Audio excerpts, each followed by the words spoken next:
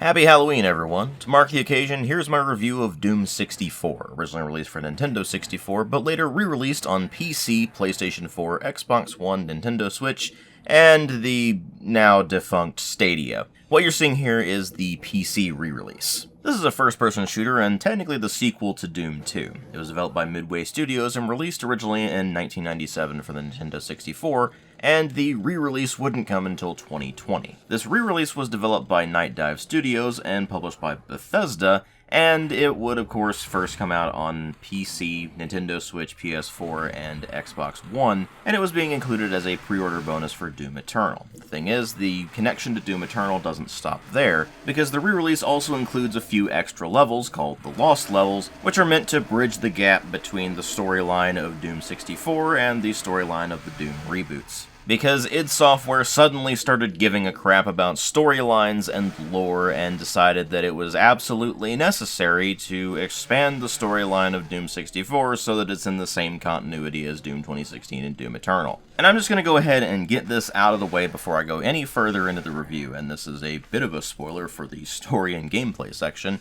but simple fact of the matter is, story does not matter in Doom 64.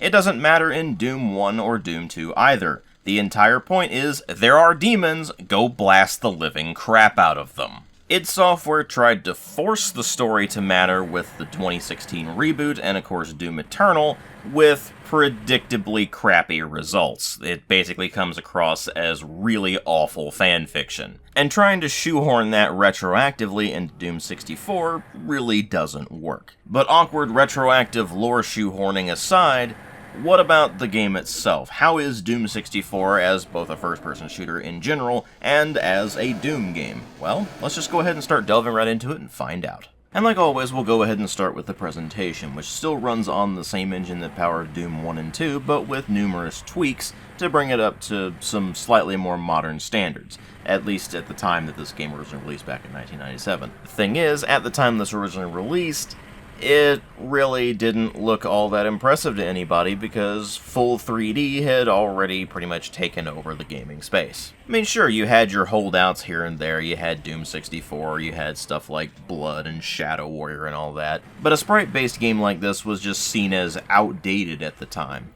And when you compare it to some of its contemporaries, it's easy to see why people would think that. I mean, Turok came out the previous month to this, and then later in the same year, we got GoldenEye 64. We also had Quake 2 released the same year, and of course Quake 1 released the previous year. And unfortunately, because the mid to late 90s were a period of very, very rapid tech development in gaming, that's what a lot of people placed very highly compared to things like story and gameplay, although those were still very important, don't get me wrong. Now, all that said, it's not like Doom 64 is just a port of Doom 1 and 2. It is its own full game, and it has its own graphical aesthetics. Everything is still sprite-based to be sure, but the texture quality is noticeably better than was in Doom 1 and 2, and the weapons, enemies, items, etc. have all been redesigned with more high-fidelity sprites. It's not without its shortcomings, of course. There's basically no real animation in the weapon sprites. I mean, the shotgun, for example, just shoots and recoils backwards a bit, and then goes back forward. It doesn't actually show a pumping animation or anything. And the super shotgun is more or less the same way. It fires and recoils, but you don't see it being reloaded like you do in Doom 2. But really the biggest change compared to the previous games in terms of what they did with the sprites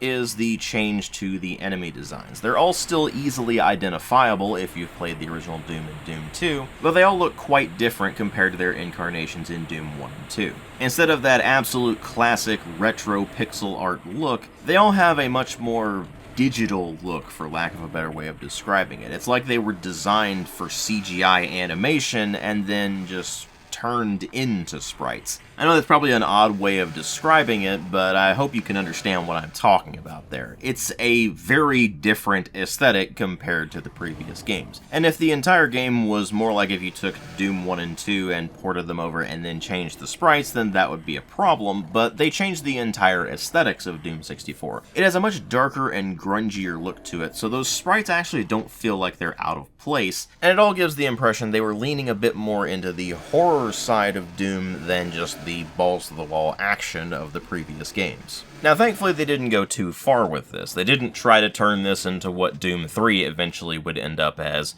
which was an absolutely pathetic attempt at turning Doom into a horror game. Instead, we're just using more of the visual elements of horror, so darker environments, darker and moodier lighting, the grungier look in general, that sort of thing. But unfortunately, it also makes the presentation a bit of a mixed bag, because they didn't just take the horror visuals, they also dropped the more metal-inspired soundtrack of the original Doom and most of its ports, in favor of the same kind of droning ambient stuff that was in the PlayStation port of Doom, and it was of course composed by the same person, Aubrey Hodges. And while it's certainly different from Doom 1 and 2, unfortunately the problem is that it does hit differently than Doom 1 and 2. The point behind that sort of droning ambient stuff is that it's supposed to increase the tension, and while that would work in more of a horror game, that's just not really how Doom 64 actually plays.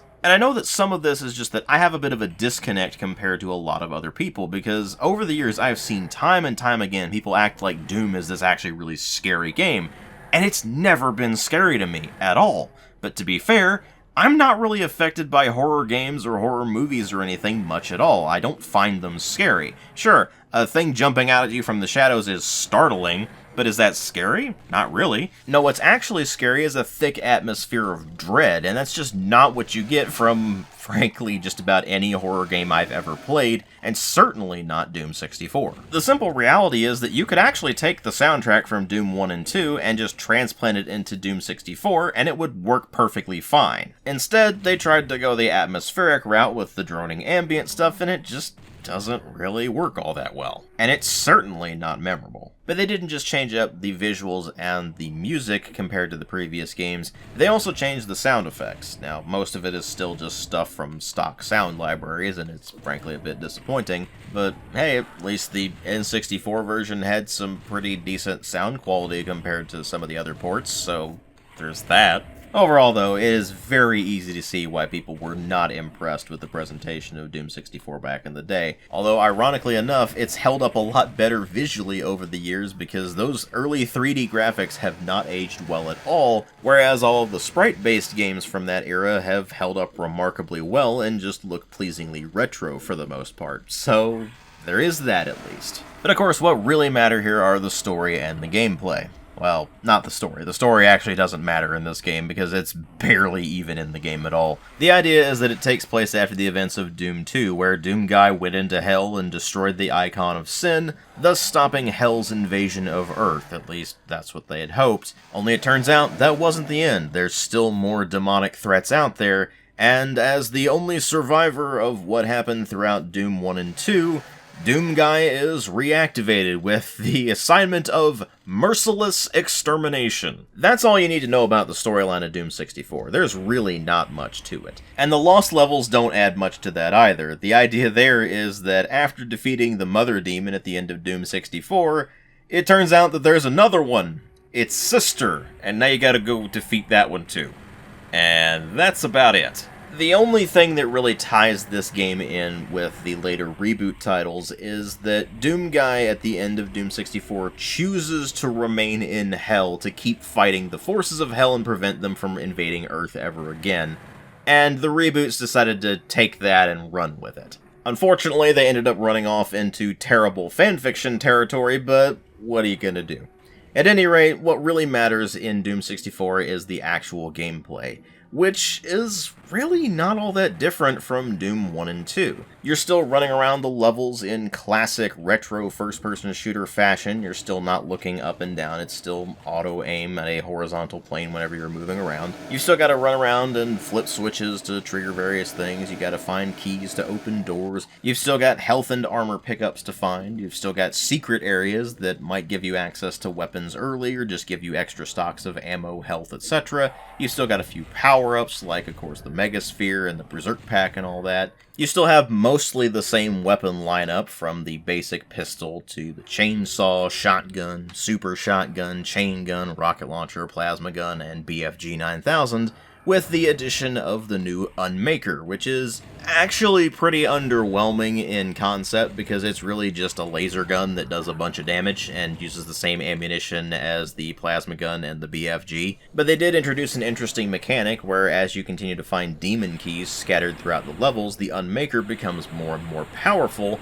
and eventually you've got this multi-laser spitting machine of death that will even take down the final boss in very short order. They did make a few tweaks to the weapon lineup here and there, things like reducing the rate of fire of the plasma gun but increasing individual shot damage, or changing the way the BFG 9000 works from the frankly kind of wacky way that it worked in the original Doom, but admittedly quite satisfying, to just now doing a sort of cone-shaped field of damage and just doing a ton of damage when it hits. They also introduced some recoil to the rocket launcher. It actually knocks you back a bit whenever you shoot it now, and so you need to be careful when you're firing the rocket launcher while moving along narrow passageways over instant death pits. Obviously that's a bit frustrating when you first find that out, but once you get used to it, it's actually not that bad. And apart from the pistol becoming utterly useless once you get the chain gun, the weapons all still definitely have their uses, and are all still very satisfying. The enemies are mostly the same as what we saw in Doom 1 and 2, with the exception of no longer having Revenants, Archviles, Chain Gunners, or the Spider Masterminds, and in their place they introduced the Nightmare Imp, which is